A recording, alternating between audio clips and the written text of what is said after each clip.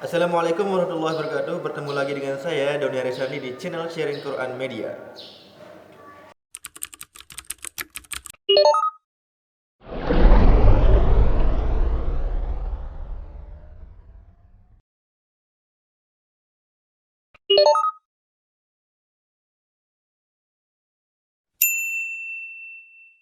Oke, hari ini teman-teman kembali lagi di channel Sharing Quran Media. Jadi hari ini saya bersama teman saya Ustadz Syukur Ifansyah, salah satu mahasiswa Sidki Ar-Rahmah Surabaya. Assalamualaikum Ustadz. Waalaikumsalam warahmatullahi wabarakatuh. Bagaimana kabarnya Ustadz? Alhamdulillah baik. Jadi hari ini kita akan membahas tentang tantangan seperti apa sih dalam menghafal Quran. Jadi kita mau bertanya kepada Ustadz tantangan seperti apa yang dihadapi ketika menghafal Quran itu. Oke, pertanyaan pertama ya buat Ustadz Ivan. Uh, Ustadz nih, saya mau bertanya, teman-teman juga pastinya mau tahu tantangan seperti apa sih yang dihadapi oleh Ustadz ketika pertama kali menghafal Al-Quran? Pertama kali menghafal Al-Quran ya, yang namanya pertama kali ya, mungkin masih di sana semangatnya. Kita itu saat itu semangat kita untuk menghafal Al-Quran itu tinggi sekali. Oke. Tapi tidak dibarengi dengan mungkin ya istirahat yang cukup. Nah, jadi mungkin kalau kita ditanya tentang tantangan menjadi seorang penghafal Al-Quran itu mungkin ya yang paling besar itu adalah melawan diri kita sendiri. Itu ya bosan, terutama kalau sudah mulai agak sedikit tinggi juznya, mungkin sudah nyampe juz 5, juz 6. Di sana kan namanya menghafal itu tentu karena rutinitas kebiasaan kita sehari-hari ya, mungkin ya terlalu sering dibaca ya. Ini saya sudah nyampe juz 5. Menurut saya ya sudah banyak lah. Jadi kalau perasaan kita, pikiran kita, logika kita sudah mengatakan oh ini sudah banyak. Jadi di sana yang paling besar menurut saya itu adalah bosan. Karena terlalu sering berinteraksi, tapi niatnya mungkin ya karena niat juga yang kurang pas ya. Mungkin itu dulu. Oke. Bosan. Nah, itu teman-teman ya. Pertanyaan yang selanjutnya adalah apa ya? Mungkin kesulitan Ustadz itu pertama kali kesulitan pertama kali menghafal Quran itu seperti apa? Oh iya, kesulitan pertama kali menghafal Al-Quran. Karena dulu saya di pondok Nurul Hakim di Kediri, pondok yang termasuk pondok yang besar di Lombok. Saya bukan mengambil tahfidnya, saya mengambil ya belajar kitab. Jadi belum pernah ada pengalaman untuk menghafal Al-Quran. Dan saya pun karena belum di sana bukan lembaga tahfidz, saya waktu itu cuma menghafal tapi tidak disetorkan. Nah itu salahnya saya. Cuma menghafal terus tidak disetorkan. Jadi ketika ya kalau sudah dihafal karena tidak disetorkan, terus merajaahnya juga ya jarang-jarang, itu berimbas di dalam kekuatannya hafalan. Nah, jadi pertama kali saya masuk Surabaya, di sana alhamdulillah di Sekolah Tinggi Ilmu Dakwah dan Komunikasi Islam Surabaya, Sidki Ar-Rahmah. Di sana pertama kali saya menghafal Al-Quran dengan terstruktur. Nah, di sana dicoba disuruh untuk menghafal sekitar 1 sampai 2 halaman. Nah, dalam sehari, Ustaz? Iya, dalam sehari. Terus itu saya coba setorkan karena kan di pondok dulu saya cuma menghafal terus tidak disetorkan ya. Alhamdulillah menurut saya pribadi itu sudah lancar. Itu sudah lancar. Tapi ketika disetorkan, nah di sana baru ternyata loh, itu harakatnya kurang panjang. Itu serba salah pokoknya. Kurang panjang, terus harakatnya yang fathah menjadi kasroh atau banyak sekali. Ternyata kesulitan saya yang pertama kali yaitu ketika setoran karena belum terbiasa. Tapi dengan seiring perjalanannya waktu ya terutama juga ketika setoran juga kan perlu diperiksa namanya makharijul huruf, sifat huruf dan banyak dan lain sebagainya. Jadi ketika setoran itu kita kayak di apa ya, di muhasabah gitu. Ternyata selama ini saya menghafal Al-Quran, tapi ya karena tidak disetor itu banyak salah hafalannya, terus matnya, pokoknya ya mungkin itu kesulitan saya di dalam menghafal Al-Quran pertama kali. Jadi gitu ya teman-teman sharing Quran media. Pertanyaan yang selanjutnya yang kita ingin tahu, kan Ustadz sekarang sedang mengikuti pendidikan di salah satu universitas yang terfokus pada ilmu dakwah atau Al-Quran ya. Pertama kali Ustadz masuk sana itu sempat merasa minder gak sih? Iya sempat. Karena di tempat saya itu di Sekolah Tinggi Ilmu Dakwah dan Komunikasi Islam Sidqiyah Ar-Rahmah itu berfokus pada hafalan. Jadi teman-teman saya itu mindernya saya itu bukan karena apa, tapi karena menurut saya saingan saya ini loh. Ternyata teman-teman saya ketika baru pertama kali masuk itu sudah menghafal 15 juz, ada yang sudah khatam, ada yang sudah 25, dan itu membuat saya, saya ini sudah menghafal ya 6 juz alhamdulillah waktu itu, tapi belum lancar karena tidak disetorkan. Itu pun banyak salahnya. Nah, jadi ketika pertama kali saya setor waktu itu, ya namanya kan kayak model talaki gitu, berhadap-hadapan sama musyrif talaki. Banyak sekali salahnya, kayak wal fajr, ro-nya bagaimana harus tebal tipis. Dan ketika kita setoran, meskipun sekuat sekuat apapun hafalan kita, ketika pertama kali setor itu karena belum terbiasa ya terutama, itu langsung buyar. Jadi padahal sudah disimak ke teman, tapi ketika sudah ditegur, kena tegur, salah, itu langsung seketika hafalan itu kayak lari. Jadi bisa faktor kebiasaan. Ya, kebiasaan. Banyak faktor ya Ustaz. Nah, pertanyaan selanjutnya adalah ketika Ustadz memutuskan buat melanjutkan pendidikannya di universitas yang terfokus pada agama di sini, apa respon pertama kali dari orang tua itu sendiri? Kalau orang tua pribadi, jujur itu kurang mengerti dalam hal pendidikan. Karena ibu sendiri ya bisa dikatakan hanya lulusan MTS, ayah sendiri cuma lulusan SD, dan alhamdulillah karena motivasi sendiri ya, karena lihat teman-teman saya, karena orang tua juga meskipun tidak bisa dikatakan tidak berpendidikan, beliau itu tidak mau melihat anaknya itu seperti mereka. Jadi kalau mau sekolah ya silahkan sekolah, nanti kemapun kamu sekolah saya tetap biayai. Jadi supportnya berbentuk kayak gitu. Jadi meskipun saya sekolah di umum, mengambil akuntansi atau matematika atau jurusan yang lainnya, itu orang tua tetap support. Nah tapi dulu pernah ada kok kayak terbersit gitu. Jadi penghafal Al-Quran itu keren ya, ahlullah wa khassatuh, keluarganya Allah, dan dikhususkan, dispesialkan oleh Allah.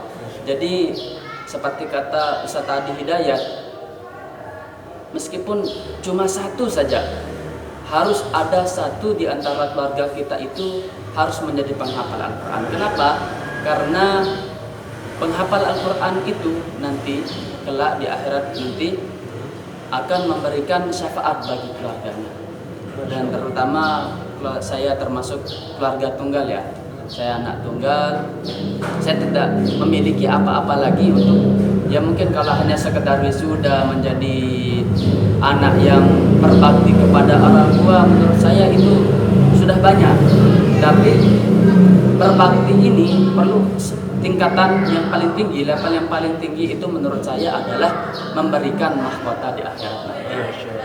Jadi mungkin itu ya pertama kali, karena saya dulu pengen sekali membahagiakan kedua orang tua saya, ya mungkin dengan cara itu nanti di akhirat kelak nanti senyum mereka tetap terjaga. Masya Allah. Baik ya, mulia sekali ya teman-teman, dan niat pertama kali itu sebagai penghafal Quran. Nah pertanyaan selanjutnya ini pertanyaan saya dari saya pribadi itu tolong Ustadz kasih kita tips untuk teman-teman yang sekolah di umum seperti saya, misalkan mau menghafal Quran tapi Ustadz tahu sendiri kalau di luar kan tantangannya seperti apa. Bagaimana sih tips dari Ustadz itu menjaga hafalan di dunia luar atau kuliah di umum seperti universitas yang tidak fokus dalam Al-Quran gitu. Menjaga hafalan ya, menjaga hafalan atau baru pertama kali mulai menghafal? Dari ini mulai menghafal aja dulu. Menghafal ya. Jadi yang namanya interaksi dalam Al-Quran itu harus setiap hari. Meskipun kita sekolah di umum, tidak sekolah di ya mungkin fokus pada Al-Quran, itu setiap hari kita sudah harus punya waktu-waktu berinteraksi dengan Al-Quran. Jadi sesibuk apapun kita, jadi yang namanya sahibul Quran, sahabatnya Al-Quran, meskipun kita ya mungkin menghafal 5 juz itu sudah terhitung sebagai sahibul Al-Quran, sahibul Quran. Jadi kita harus memiliki waktu-waktu bersama Al-Quran. Setidaknya ya mungkin kita sudah membaca, kan sekarang sudah banyak kegiatan-kegiatan kayak odok, one day one juz, itu bisa dimanfaatkan. Jadi saran saya untuk teman-teman yang berada di dunia luar itu silahkan kalian mengikuti kegiatan-kegiatan, kan itu banyak kayak sekarang di WhatsApp itu grup one day one juz, satu hari satu juz, atau kalau karena mungkin kita memiliki tabiat yang baik itu setiap subuh kita sudah terbiasa membaca Al-Quran atau ada hizib-hizib kayak baca surah Al-Mulk atau surah apa. Jadi bagi teman-teman ya mungkin salah satu untuk mengatasi kayak yang tadi itu bisa mengikuti organisasi-organisasi yang bersifat yang membahas tentang Al-Quran, terutama tadi kayak saat tadi odot, one day one juz, atau mungkin bisa lebih ditingkatkan lagi one day 5 juz atau berapa. Oh, Masya Allah. Yang selanjutnya nih Ustadz, ke dunia luar lagi nih, ke kita yang kuliah di umum misalkan. Tantangan misalkan kita dalam menjaga hafalan misalkan melihat maksiat di dunia luar atau apalah itu, mungkin Ustadz punya tips bagaimana cara menjaga hafalan. Tadi kan cara mulai hafalan, sekarang menjaga hafalan dari dunia maksiat itu bagaimana, seperti apa, dan hal-hal yang bisa menghilangkan hafalan itu seperti apa? Menjaga hafalan tadi yang karena yang lebih penting tadi kan karena dari segi ini ya, menjaga hafalan dengan merajaah gitu ya. Tapi sekarang bagaimana menjaga hafalan itu dari maksiat-maksiat, terutama kita di dunia luar tentu banyak godaan, tantangan kayak akhwat. Betul sekali, apalagi akhwat Ustaz. Namanya anak muda ya, tentu banyak tantangan untuk melihat lawan jenis itu sedang menggebu-gebu. Menggebu-gebu. Kadang-kadang ya saya pribadi terutama, dan ini sebagai bentuk muhasabah saya pribadi dan untuk teman-teman juga insya Allah, yang namanya melihat akhwat itu sebagaimana Imam Syafi'i ya, ketika karena beliau terkenal dengan hafalannya, saya mengatakan beliau pernah mengadu kepada Imam Malik tentang ansu'il hifzi, buruknya hafalanku. Padahal Imam Syafi'i seburuk-buruk hafalannya Imam Syafi'i itu sebagus-bagus hafalannya kita gitu. Tapi ya namanya maksiat ya, itu terutama perlu dihindari banget di dalam menghafal Al-Quran. Meskipun tidak menghafal Al-Quran, tetap harus dihindari karena yang namanya mata terutama itu perlu dijaga. Perlu dijaga banget. Terutama saya pribadi ini emang susah. Saya merasakan karena setiap hari kita berpapasan dengan ya lawan jenis, mau tidak mau nanti kita harus melihat dalam bahasa dalam tanda petik kita harus melihat, kan nanti kayak bayar di Alfamart atau di toko-toko itu kan biasanya pelayannya atau yang apa yang menjaga toko itu perempuan. Jadi kan meskipun kita harus apa ya godul basar, tapi nanti secara tidak sengaja pun nanti pasti terlihat gitu. Itu tips-tipsnya sudah banyak dijelaskan sama ustadz-ustadz oleh ustadz-ustadz kayak Ustadz Adi Hidayat, Ustadz Abdul Somad. Itu ketika pertama kali melihat itu alhamdulillah itu milik kita. Tapi bukan ya kan banyak bercandanya astagfirullah. Nah, itu semoga kita terhindari saja. Oke. Yang selanjutnya itu saya ingin bertanya nih Ustadz, dari pribadi saya sendiri itu ketika kita melupakan hafalan itu apakah apa sih balasan atau apa dosa seperti apa yang ketika kita melupakan hafalan, misalkan kita melupakan satu ayat nih, itu ada hadis yang menjelaskan tentang dosa tersebut. Jadi lupa Al-Quran itu kita melihat sebabnya dulu. Lupa karena lalai sama lupa karena mungkin ya saya tetap merajaah, tapi ya batas saya hanya sekedar sebatas ini. Ada teman-teman yang kadang-kadang minder, itu saya merajaah setiap hari 5 juz bahkan 10 juz tapi masih saja ada ayat-ayat yang terlupa. Itu bagaimana? Insya Allah itu Allah sebagai bentuk Allah sangat sayang kepada kita. Karena Allah ingin melihat kita senantiasa bersama dengan Al-Quran. Jadi karena lupa itu bahkan bukti sayangnya Allah kepada kita sebagai bentuk agar kenapa? Agar nanti oh iya saya lupa saya mau merajaah. Oh iya saya lupa saya mau lihat Al-Quran. Saya mau berwudu, di sana ada ikhtiar. Nah ikhtiar itu yang akan membawa kita kepada pahala-pahala. Dan itu sebagai bentuk rasa rindunya Allah kepada hambanya. Terus bagaimana dengan kelalaian? Nah ini yang banyak menjadi tantangan. Oh kalau gitu saya tidak mau dah jadi penghafal Al-Quran. Jadi ini saya pernah, kata Nabi ya, saya pernah melihat dosa yang sangat besar. Falam ara dzamban, saya tidak pernah melihat dosa yang lebih besar daripada hafalan yang dilupakan. Jadi ini sebagai bentuk rasa sungguh-sungguh kita kepada Al-Quran. Ketika kita sudah tujuan kita sudah menghafal Al-Quran, itu kita harus sungguh-sungguh. Jadi kata teman-teman saya itu, ketika kita sudah memutuskan untuk menjadi penghafal Al-Quran, maka merajaah itu adalah pekerjaan kita setiap hari, kewajiban kita setiap hari. Kita harus menjaga sampai mati ya Ustaz ya. Jadi tapi jangan parno, jangan sampai oh ya nanti saya karena tidak mau dah saya jadi penghafal Al-Quran lebih baik jadi orang biasa-biasa saja. Ini yang salah. Berat dalam menjaganya Ustaz ya.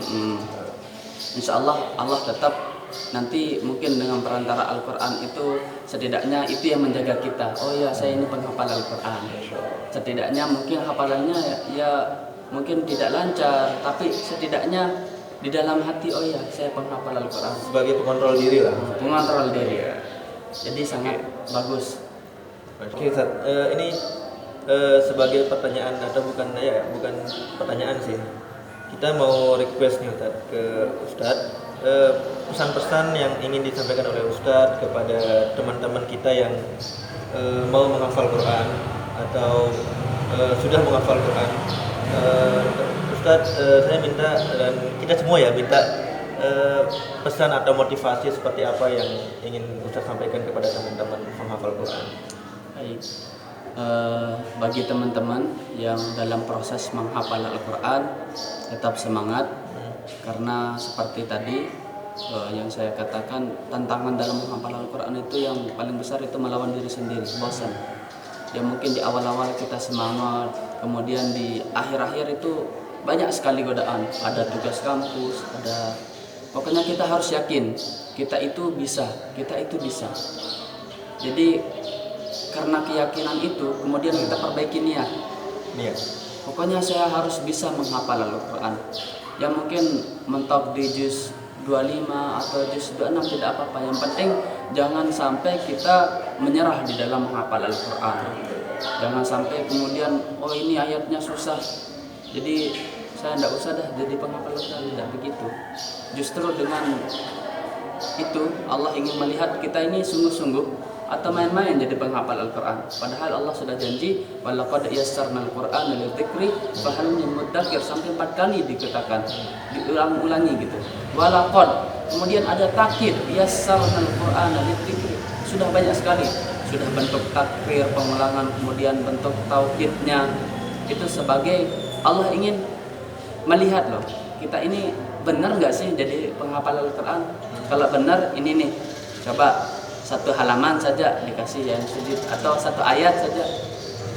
Dan untuk teman-teman yang sudah menghafal Al-Quran, perlu kita syukuri, alhamdulillah Allah telah memilih antum-antum semua sebagai penghafal Al-Quran.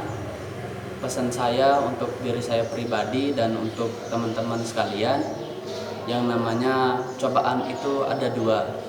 Cobaan yang mungkin dalam bentuk ujian, dalam penghinaan, tapi yang lebih berat itu adalah berbentuk sanjungan. Jadi biasanya kalau kita sudah menghafal Al-Quran, saya sudah hafal Al-Quran. Nah ini perlu sekali kita jaga hati kita. Kalau kita sudah menjadi penghafal Al-Quran, jangan menjadi sombong, karena ya namanya manusia ya tidak bisa diangkat-angkat sedikit, ya mungkin nanti niatnya berubah. Jadi perlu kita jaga niat kita. Kita itu sebagai penghafal Al-Quran itu niat kita sebagai apa sih? Sebagai mungkin karena kita ingin menjadi ahlullah wa khassatuh, ya sudah cukup. Jangan sampai karena diangkat-angkat ya disanjung-sanjung jadi oh saya ini penghafal Al-Quran sudah hafal. Pokoknya itulah. Terus yang kedua ya dalam menjaga, karena di dalam menghafal Al-Quran itu tidak cukup. Jadi setiap hari harus ada murajaah. Setiap hari harus ada juz-juz yang diulang. Jadi jangan merasa bosan ketika sudah menjadi penghafal Al-Quran, dicap, distempel, bahkan sudah mendapatkan sanad atau qiraah sab'ah, terserah. Tapi tidak murajaah, itu hafalan kita hoak. Jadi jangan bosan, jangan pernah bosan di dalam mengulangi ayat-ayat Allah. Justru ketika kita sudah disebut sebagai penghafal Quran, itu kita lebih sering untuk murojaah ya Ustaz ya. Lebih diharuskan untuk murojaah. Karena untuk menjaganya kita usaha kita hanya murojaah ya. Kemudian yang terakhir, tidak cukup menghafal, tapi perlu di dalamnya ada tadabbur, kita belajar tafsir. Jangan saya sudah menghafal Quran jadi sudah cukup. Oh iya, belum cukup, sudah sangat jauh. Belajar Al-Quran ini sampai hayat kita pun tidak akan habis. Masya Allah. Tafsirnya, kemudian susunan bahasanya itu, semoga kita senantiasa diberikan hidayah, kemudian diberikan pertolongan oleh Allah Subhanahu wa taala di dalam menjaga dan belajar tentang Al-Qur'an ini. Itu saja. Oke, itu ya teman-teman, tadi pembahasan kita tentang bagaimana tantangan dalam menghafal Quran, dalam memulai hafalan, dan bersama Ustadz kita, Ustadz Syukur Ifansyah, salah satu mahasiswa dari Sidki Ar-Rahmah Surabaya. Jadi teman-teman penghafal Quran tetap semangat, yang ingin memulai hafalannya juga silahkan memulainya, dan mudah-mudahan bisa istiqomah ya dalam menghafal Quran, dalam mulai hafalannya gitu. Terima kasih Ustadz dalam waktunya. Mudah-mudahan apa yang disampaikan tadi dalam beberapa menit yang singkat itu bermanfaat kepada diri saya sendiri dan bermanfaat kepada kita semua pada umumnya, dan kita bisa implementasikan ke kehidupan kita sehari-hari dalam menghafal Quran atau sebagai pedoman kita untuk berpikiran dalam sehari-hari. Terima kasih Ustadz. Mungkin hanya ini yang dapat kita sampaikan dalam vlog kali ini. Mudah-mudahan bermanfaat. kita akan bertemu lagi dalam pembahasan-pembahasan berikutnya tentunya di channel Sharing Quran Media yang tentunya akan memberikan ilmu-ilmu yang baru insyaallah kepada teman-teman semuanya. Dan insyaallah channel ini berkah ya insyaallah. Dan jangan lupa dukung terus channel Sharing Quran Media dengan cara klik like, share, comment, and subscribe this video. Dan jangan lupa komen di bawah request dari teman-teman channel konten apa selanjutnya yang ingin disampaikan oleh Sharing Quran Media. Baik, saya dan Ustaz Syukur Irfansyah undur diri dari teman-teman. Kita mohon maaf apabila ada kesalahan. Assalamualaikum warahmatullahi wabarakatuh.